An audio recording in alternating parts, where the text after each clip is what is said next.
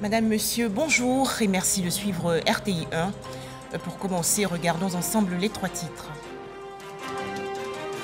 La première dame de Côte d'Ivoire, décorée hier par la grande chancellerie, Thérèse Houphouët-Boigny, a été élevée au rang de grand officier de l'ordre national, cérémonie dans la commune de Cocody, à l'occasion du 117e anniversaire de la naissance du père de la nation, Félix Houphouët-Boigny. Toujours en Côte d'Ivoire, Yamoussoukro, dans la région centre, nous allons découvrir ou redécouvrir le lycée scientifique, établissement d'élite né de la volonté du premier président de la République, Félix Houphouët-Boigny. Le lycée scientifique qui se réjouit d'avoir 47 ans. Enfin, encore des tensions entre le Mali et la France. Bamako a renouvelé hier ses accusations contre Paris. Je vous l'annonçais dans les titres, la toute première dame de Côte d'Ivoire décorée hier par la grande chancellerie. Thérèse Houphouët-Boigny a été élevée au rang de grand officier de l'ordre national. C'était donc à l'occasion de la célébration du 117e anniversaire de la naissance de son époux, le premier président de la République et père de la nation ivoirienne, Félix Houphouët-Boigny. Les précisions dans ce reportage de Viviane Haïma. Si le 18 octobre, jour anniversaire de la naissance du père fondateur de la Côte d'Ivoire moderne, le président Félix Houphouët-Boigny, fait partie désormais des grandes dates de l'histoire de la Côte d'Ivoire, ce 18 octobre 2022, l'hommage rendu au père fondateur a été appuyé par une cérémonie de distinction en l'honneur de sa veuve, Marie-Thérèse Houphouët-Boigny, la toute première dame de Côte d'Ivoire, qui a contribué aux côtés de son illustre époux au rayonnement de la Côte d'Ivoire à travers le monde. La cérémonie qui s'est déroulée dans les locaux de la grande chancellerie a enregistré la présence de nombreuses personnalités, de parents, amis, aux côtés de son aînée et sœur, la première dame de Côte d'Ivoire, Dominique Ouattara. Présents également les membres du gouvernement. Le président Henri Konan Bédié, président du PDCI, l'ex-première dame Simone Yves Gbagbo, le cardinal Jean-Pierre Coutois, ainsi que les représentants du COSIM, également des anciens dignitaires et grands serviteurs de l'État retirés de la vie publique et qui, pour l'occasion, ont fait le déplacement. Les derniers compagnons de l'aventure 1946, encore en vie, aujourd'hui nonagénaires, sont venus rendre hommage à leurs condisciples. La grande chancelière Henriette Dagri-Diabaté a salué le parcours exemplaire de celle qui a partagé aux côtés de son illustre époux, premier président de la République de Côte d'Ivoire, les contraintes et le sacrifice de soi qu'impose l'exercice de la vie publique et sa contribution au bien-être de ses concitoyens.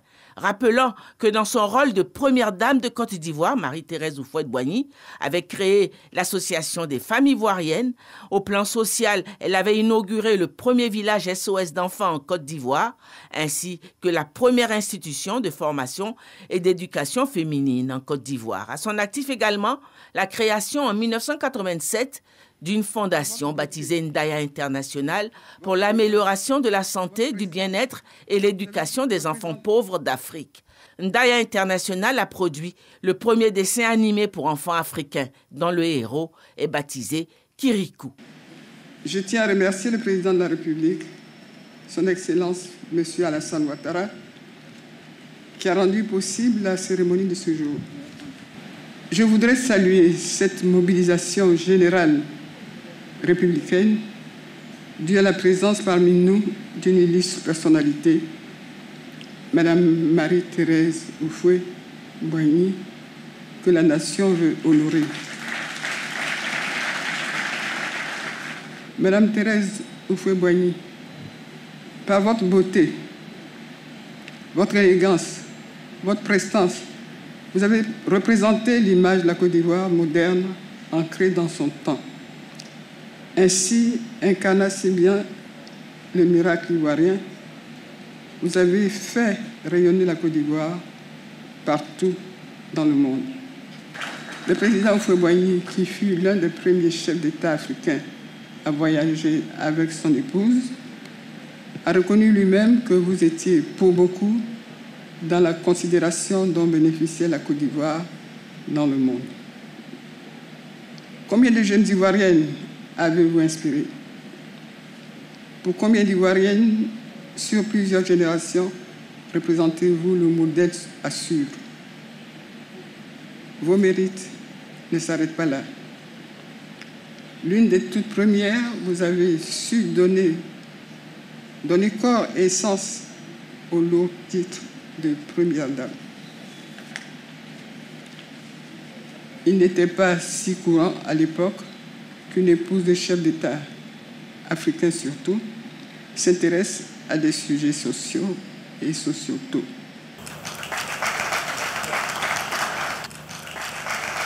Et en vertu des pouvoirs nous vous élevons à la dignité de grand officier de l'ordre national.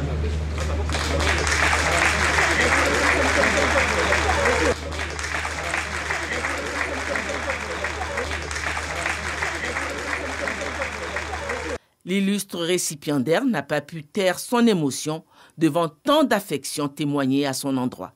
Je suis profondément émue ce jour parce que cette décoration, au-delà d'un événement pour le moins commun dans l'administration publique, revêt un caractère hautement symbolique pour moi. En effet, tout le monde le sait, mon époux, Félix Houphouët-Boigny, est né le 18 octobre. C'est donc cette date chère à mon cœur que vous avez choisi pour m'honorer en m'élevant au plus haut grade de la distinction des honneurs républicains. Ma joie est d'autant plus grande que ce moment historique me lie davantage à mon époux, à sa vie, à son histoire avec la Côte d'Ivoire, que son âme continue de reposer en paix. Je voudrais que vous me puissiez m'autoriser à vous parler avec mon cœur. C'est un moment que plusieurs personnes attendent depuis de nombreuses années. Je sais que nombre d'entre vous se demandaient ce que je devenais si j'avais encore la force physique et la lucidité vu mon âge avancé. C'est en effet peut dire que je suis encore jeune. Mais grâce à Dieu, grâce à vous tous, je me porte bien. Et grâce aux efforts des différents présidents qui se sont succédés, je n'ai manqué de rien. Le président Henri Konan-Bédié m'a soutenu pendant tout mon veuvage.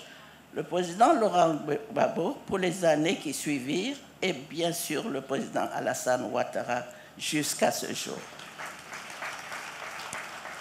Merci donc à vous tous. Merci pour le respect de vos engagements et merci pour votre délicate attention à mon égard. Mesdames et messieurs, illustres invités, ma joie est très grande ce jour. Mon cœur se réjouit de voir tous rassemblés en ce lieu. C'est la Côte d'Ivoire que j'aime voir. Celle qui rassemble, celle qui incarne l'union et la paix dans la diversité, à l'exemple de cet événement qui nous réunit aujourd'hui. J'ai suivi avec beaucoup d'attention, parfois une profonde tristesse, tous les éléments politiques qui se sont succédés depuis maintenant 3 décennies. Je constate cependant que la Côte d'Ivoire avance avec une grande silence. La Côte d'Ivoire se construit et la Côte d'Ivoire transcende les difficultés. Sans parti pris, mon sage conseil est que vous soyez tous épris de paix. Laissez-vous porter par la tolérance et le pardon pour garantir la stabilité durable dans notre chère nation. Une série de photos avec la première dame de Côte d'Ivoire, puis avec les personnalités, amis et parents, a immortalisé ce mémorable événement. 117e anniversaire de la naissance du premier président de la République de Côte d'Ivoire et père de la nation. Une messe d'action de grâce a été dite hier à la cathédrale Saint-Paul dans la commune du Plateau pour Félix Houphouët-Boigny. Au cours de cette célébration eucharistique, les fidèles catholiques ont été exhortés à cultiver davantage la paix et la tolérance. Pour en parler, Éric Goré. Cela fait 117 ans que naquit le père de la nation ivoirienne. Cette date du 18 octobre 2022 ne pouvait passer inaperçue. Les enfants biologiques, spirituels et les héritiers politiques présents, assis côte à côte et unis dans le recueillement pour la même cause. Des prières ont été dites pour le repos de l'âme du défunt en cette date anniversaire de sa naissance. Tout a été mis de côté. Idéologie politique, opinion personnelle, divergence d'idées n'avaient pas leur place. Le PDCI, avec à sa tête le président Henri Konan Bédié, était entouré de ses lieutenants les plus fidèles. Je suis fier à chaque fois que je vois que les Ivoiriens se rappellent ce que son Excellence Félix Houphouët-Boigny a été pour la Côte d'Ivoire, pour les Ivoiriens et pour tous ceux qui y vivent et qui y ont leurs intérêts. Son Excellence le cardinal nous rappelait que le président Houphouët-Boigny voulait que la paix soit la deuxième religion des Ivoiriens. Et également présents les membres du directoire du RHDP, avec à leur tête le président du directoire, Gilbert Kafana Koné, le ministre d'État. Représentait à cette messe le président de la République, son Excellence Alassane Ouattara. Le plus grand hommage à lui rendre, c'est celui de continuer son œuvre. Et c'est à cela que s'attelle tous les jours le président Alassane Ouattara pour construire dans la paix la Côte d'Ivoire émergente. Il a placé les enfants de Côte d'Ivoire au cœur de sa politique quand il parle de la Côte d'Ivoire solidaire. C'est le cardinal Coutouan Jean-Pierre qui a célébré cette messe à la cathédrale Saint-Paul du Plateau. Direction à présent Yamoussoukro dans la région centre du pays pour visiter ou revisiter un joyau né de la volonté du premier président de la République de Côte d'Ivoire, Félix Houphouët-Boigny.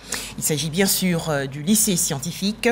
Cet établissement d'élite assume fièrement ses 47 ans. Serge Colléa. L'histoire du lycée scientifique ressemble un peu à un conte de fées. C'est ce lycée qui m'a fait. Pourquoi? Parce que étant né d'une famille modeste, de Korogo, j'aurais jamais pu aller en France. Peu importe l'endroit où on est dans le pays, on a tous ce rêve de pouvoir intégrer le lycée scientifique. Il était au cœur de la vision du président Houphouët-Boigny à l'époque. Tous ceux qui y sont allés à cette époque-là et qui avaient réussi à faire tout le parcours étaient considérés comme des gens à part. Des gamins brillants, des élèves au-dessus de la moyenne, sélectionnés rigoureusement à travers tout le pays. Moi, j'avais étudié pendant tout mon cursus jusqu'en 3e à la lampe tempête. Arrivé au lycée scientifique, c'est donc la première fois que j'utilisais la lumière de l'électricité pour étudier. Et c'est forcément quelque chose d'extrêmement marquant pour quelqu'un qui venait des conditions sociales d'où je venais. Moi, je fais partie de la 6e promotion que nous avons appelée la promotion dorée parce que nous avons été les premiers à faire 100% au baccalauréat en 1983. Regrouper les 322 000 km² de Côte d'Ivoire sur 50 hectares. Voici le rêve d'Houphouët, c'est-à-dire que prendre des Ivoiriens venus de toutes les contrées de la Côte d'Ivoire, simplement sur la base du mérite, et en faire des jeunes qui vont contribuer à la construction de la Côte d'Ivoire de demain. Une vision futuriste qui prend date en 1975 avec la première promotion. Depuis, des générations entières d'élèves doués ou surdoués se sont succédés dans le premier établissement d'excellence de Côte d'Ivoire. C'était un niveau élevé par rapport à la moyenne des élèves ivoiriens, mais il y avait une hiérarchie aussi entre les élèves du lycée. Il y en avait qui étaient de véritables génies. Moi, je n'étais pas manchot, d'accord, mais il y en avait. La première fois de ma vie où j'ai fait face à quelqu'un qui était premier de la classe dans une classe où moi j'étais avec un écart conséquent, c'est quand je suis arrivé en seconde au lycée. Au premier devoir de mathématiques, en ce qui me concerne, j'ai eu, si je ne m'abuse, 9. Quelqu'un qui avait des 16 de moyenne, 17 de moyenne en mathématiques dans son collège d'origine. Donc, premier devoir, il a 9. Il ne comprend rien, il se dit, mais qu'est-ce qui m'arrive? Qu'est-ce que je n'ai pas compris, etc., etc. Donc, la prochaine fois, il faut que je redouble d'efforts pour pouvoir remonter la pente. Je vous assure, au prochain devoir, j'ai eu 6. Dans un environnement où se côtoient les cracks, il faut pouvoir maintenir le cap. La première question qui vient à l'esprit, Tu as été le premier durant, je vais dire, 4 ans, de la 6e à la 3e, pour certains même depuis le CP1. Est-ce que tu pourras vraiment, je veux dire, maintenir ce cap-là? Mais là-bas, comme on le dit, le génie devient homme. Voilà, le fait de pouvoir passer de son cap, de tomber sur son piédestal, ça t'apprend la valeur d'humilité. Je me souviens encore, en 6e, on avait une réunion avec le censeur de l'époque, qui était M. Beugnon, français, qui nous rassemblait tous. Et il avait ce discours qu'il disait, non, que vous venez de partout, vous êtes censés être les meilleurs de partout. Mais c'est ici qu'on verra la vérité, parce qu'au pays des aveugles, les borgnes sont rois. Il y avait une certitude. Quand vous allez dans notre salle d'examen, on avait une salle qu'on appelait l'abattoir. C'est une très grande salle. Tout le monde s'est réuni là-bas pour les composer. Et vous êtes tous, c'est très impressionnant, vous êtes nombreux dans la salle. Et vous êtes sûr d'une chose, la composition qu'on va vous donner, l'examen qu'on va vous donner, c'est pas ce que vous avez vu en classe. Parce que l'excellence, ça demande d'aller au-delà de ce qu'on vous donne. Le docteur Angèle Diédié fait partie de la première promotion des filles admises au lycée scientifique de Yamoussoukro. C'était une expérience voulue par le président fondateur Félix Houphouët-Boigny qui avait, vous savez, dans sa grande sagesse, compris que l'excellence en sciences n'était pas réservée qu'aux hommes. Nous étions une promotion pilote. Si nous réussissions à rester au lycée jusqu'en première, l'idée se poursuivait. Si nous ne réussissons pas, on arrêtait d'emmener les filles au lycée scientifique de Yamoussoukro. La première chose qui nous a touchés, c'était déjà l'architecture du lycée. C'était vraiment un joyau au milieu de Yamoussoukro. Et puis la deuxième chose qui nous a marqué, c'était l'accueil que nous ont réservé, bien évidemment, ces jeunes gens qui étaient là-bas entre eux garçons, qui voyaient arriver comme ça 54 filles. C'était des chahuts, des défis qu'on devait relever. Et j'avoue qu'aujourd'hui, on a envie de leur dire merci parce que ça nous a permis de montrer ce dont nous étions capables. Les enfants d'Houphouët-Boigny, comme on les appelait, étaient le fleuron de l'excellence. Nous étions sa fierté. Il venait nous présenter à ses pairs présidents. Et à leur accueil, le président pouvait appeler un des élèves à qui il demandait tu viens d'où? Qu'est-ce que tu fais ici? Tu as eu combien de moyenne? Et ainsi de suite, devant le président lui-même. Et quelquefois également à Noël, on ne voulait pas venir en congé parce que le président Houphouët-Boigny, il allait nous visiter à minuit pour nous envoyer nos cadeaux. On était gâtés. Le président Félix Houphouët-Boigny, ça a été notre papa, notre pépé. Et à la fin de la promotion, arrivé en terminale, notre parrain de promotion. Mais il a vraiment mis tout en œuvre pour que nous soyons dans les meilleures conditions pour relever ce défi qui s'était lancé, je crois, à lui-même déjà aussi. Les anciens du lycée scientifique, pour la plupart, n'ont pas trahi les espoirs du président Houphouët. Ils sont aujourd'hui de hauts cadres dans l'administration publique ou privée. Je peux vous dire que ça a été une expérience remarquable qui a impacté positivement, donc bien évidemment, la suite de ma carrière. Et suite à mon diplôme de l'ESCA, je suis rentré en cabinet d'audit financier international. J'ai travaillé jusqu'en 2001 à peu près, avant de commencer mes études ecclésiastiques. Ma formation au lycée scientifique a contribué aussi d'une certaine façon à découvrir cette vocation, à l'appel à la sainteté. Si on peut dire la sainteté, c'est l'excellence dans la vie chrétienne. J'ai eu la chance d'avoir été appelé par son Excellence, Monsieur le Premier ministre. Donc, à l'époque, il était secrétaire général de la présidence en 2017, quand il m'a demandé de le rejoindre en tant que son directeur de cabinet. Et le président nous a renouvelé encore sa confiance en l'envoyant à la primature. Et je l'ai suivi ici à la primature pour travailler notamment sur le développement du secteur privé. Je le dis toujours, avec le quotient intellectuel que modestement j'avais, si je n'avais pas fait le lycée scientifique, j'aurais été aigri. Si je n'avais pas fait l'ENSTP, j'aurais été aigri. Et j'ai pris l'engagement. Quand je suis sorti de l'école, j'ai pris l'engagement de servir mon pays. 47 ans après la première promotion, le lycée scientifique a perdu de sa splendeur. L'école a pris certes un coup de vieux, mais demeure encore cet établissement de prestige où l'excellence est une tradition. Un programme de réhabilitation est en cours. Autre actualité, cette audience du vice-président de la République de Côte d'Ivoire au palais de la présidence dans la commune du Plateau. Tiemoko Méliette Koné a échangé hier avec Alvaro Lario, le président du Fonds international de développement agricole. Plusieurs sujets au centre des échanges, notamment la sécurité alimentaire et la coopération entre la Côte d'Ivoire et le FIDA. Les explications de Viviane Haïma. Le Fonds international de développement agricole, FIDA, est une structure financière spécialisée des Nations unies pour le financement des projets agricoles des États. Son nouveau président, l'Espagnol Alvaro Lario, aux commandes de cette structure financière depuis le début de ce mois d'octobre 2022, est en visite à Abidjan, où il a eu une rencontre ce mardi 18 octobre avec le vice-président de la République, Koné Tiemoko Méliette. Au menu des échanges, le financement de programmes agricoles initiés par le gouvernement. Il y a beaucoup de choses qu'on a parlé de la sécurité alimentaire à ces moments de crise, de la mobilisation de fonds pour l'adaptation au changement climatique.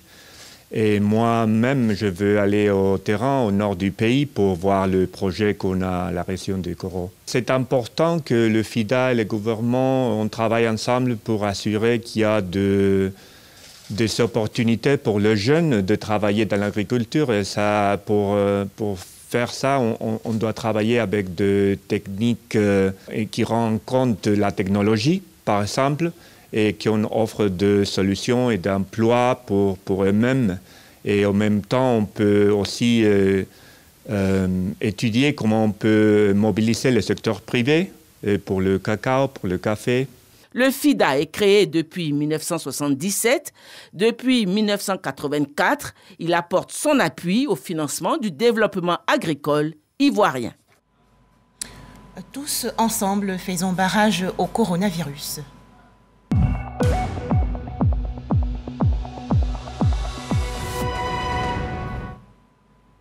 Le coronavirus, malheureusement toujours présent en Côte d'Ivoire. En effet, 29 nouveaux cas de coronavirus ont été enregistrés hier par le ministère de la Santé, de l'Hygiène publique et de la couverture maladie universelle.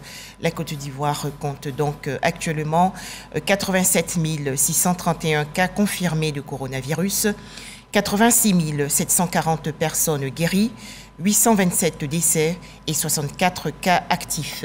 Faisons-nous vacciner contre le coronavirus et surtout respectons les gestes barrières. Un tout autre sujet à présent, le calvaire des populations de Asika Nzi-Blekro. Ce village situé dans la région centre du pays est complètement inondé. Catastrophe causée par les eaux du fleuve Nzi en crue en raison des fortes pluies qui se sont abattues sur la région ces derniers jours. À noter 77 maisons, plusieurs plantations sous les eaux et environ 350 personnes déplacées. Pour en parler, Djeneba Ouattara de RTI Bouaké. Asika Nzi-Blekro, village de la sous-préfecture de Bengassou, département de Bokanda. Ce village, peuplé de plus de 2000 âmes, a le sommeil trouble en ce moment. Il est victime d'une inondation du fait de la montée des eaux du fleuve Nzi avec les pluies diluviennes qui se sont abattues ces dernières semaines sur la région. Situé à proximité du fleuve, y aller est un parcours du combattant. La localité est coupée des autres villages de la sous-préfecture, obligeant les populations de ce secteur à monter dans des pirogues à divers endroits pour regagner soit leurs habitations ou leurs plantations. Le bilan du sinistre fait état de 77 habitations inondées, dont 50 effondrées. Conséquence, 300 personnes sans abri. Plus de 300 familles sont déplacées, des enfants déplacés qui ont des difficultés pour aller à l'école, la promiscuité, des risques sanitaires également quand on voit les eaux qui ont envahi le village avec les fosses septiques et tout ce que cela comporte. Vraiment, nous sommes dans une situation de désarroi. Face à toutes ces situations, les populations désemparées demandent le soutien des autorités. Comme on ne peut plus aller au champ, je ne gagne pas de l'argent. Je ne sais pas comment faire pour envoyer les enfants à l'école. Presque 1 hectare de cacao. Il y a 2 carrés de bananes qui produisent. Et puis les tecs qui ont fait 1 an. Tout est envahi de l'eau. Il y a des champs de riz, il y a des champs de tomates, d'igname surtout. que l'eau a vraiment envahi. D'autres étaient en train de couper leur riz et puis l'eau l'a déjà submergé. Donc vraiment, nous demandons de l'aide au niveau de l'État. Pour mémoire, cette catastrophe naturelle n'est pas la première du genre ici à Asika Eziblecro. Ce cas similaire a eu lieu en 1968 et en 1985. Pour l'heure, les sapeurs-pompiers civils de la région y ont effectué une mission pour constater l'ampleur des dégâts. Des précisions de Djeneba Ouattara et Charles Tatou de RTI Bouaké.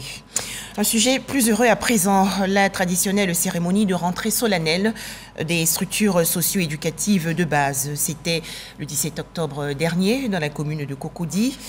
Thème retenu pour l'année 2022-2023, redynamiser les structures socio-éducatives de base pour une meilleure protection de l'enfant et la promotion des familles. Les détails, Sephora Zegui.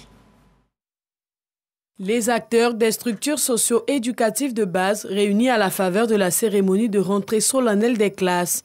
Placées sous tutelle du ministère de la Femme, de la Famille et de l'Enfant, ces structures socio-éducatives de base sont composées de crèches, garderies, des centres d'action communautaire pour l'enfance, des centres de protection de la petite enfance, des centres sociaux et des centres d'éducation spécialisés. Cette rencontre offre l'occasion de dresser le bilan de l'année écoulée afin d'aborder celle en cours sous de meilleurs auspices. L'année 2021 et 2022, les structures et établissements socio-éducatifs de base et les complexes socio-éducatifs ont enregistré 17 575 enfants qui ont été pris en charge dans les centres de CPPE publics, la prise en charge de 4 586 enfants victimes d'abus, de viols, de violences diverses, de protection de l'enfant au sein des plateformes dédiées.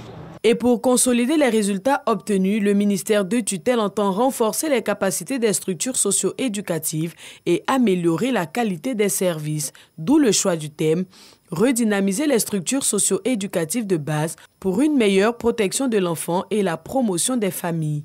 Un pari que Nasseneba Touré veut réussir avec l'implication de cette troupe. Nous souhaitons que cette année, qui s'annonce, raffermisse votre volonté et votre détermination à faire de nos structures socio-éducatives de véritables instruments de promotion de la personne humaine. Madame la ministre, c'est pouvoir compter sur votre engagement sans faille afin de poursuivre les efforts déjà consentis et de concrétiser ses ambitions. Les inscriptions dans les structures socio-éducatives de base au titre de l'année 2022-2023 se poursuivent jusqu'au 31 janvier 2023. L'inscription en ligne est un impératif. Le site dédié www.inscription-m2fe.ci.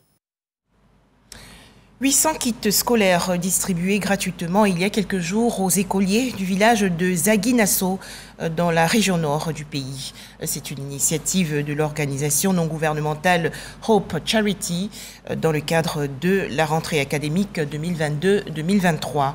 Les détails, Kader Sogodogo de RTI Bouaké.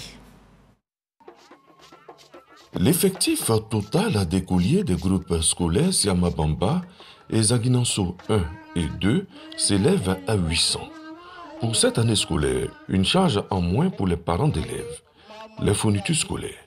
C'est ce qui résulte de l'action sociale de l'ONG Hope Charity qui fait don de 800 kits scolaires. Il s'agit ici de contribuer efficacement à la scolarisation des moins nantis. Nous avons eu des enfants très heureux.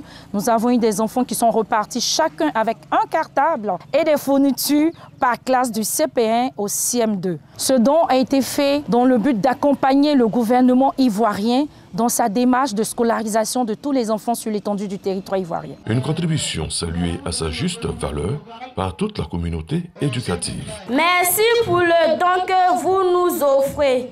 Madame la présidente de l'ONG Hope Charity, les parents des Zaguinasso vous disent merci. Nous apprécions cet acte qui vient d'être posé par l'ONG Hope Charity et qui va nous permettre de pouvoir démarrer cette année scolaire avec des outils pour nos enseignements apprentissages. Nous disons merci au nom du village, des populations, de nos mamans et de nos parents d'élèves qui sont heureux, contents. Merci à l'ONG, vive l'ONG Hope Charity.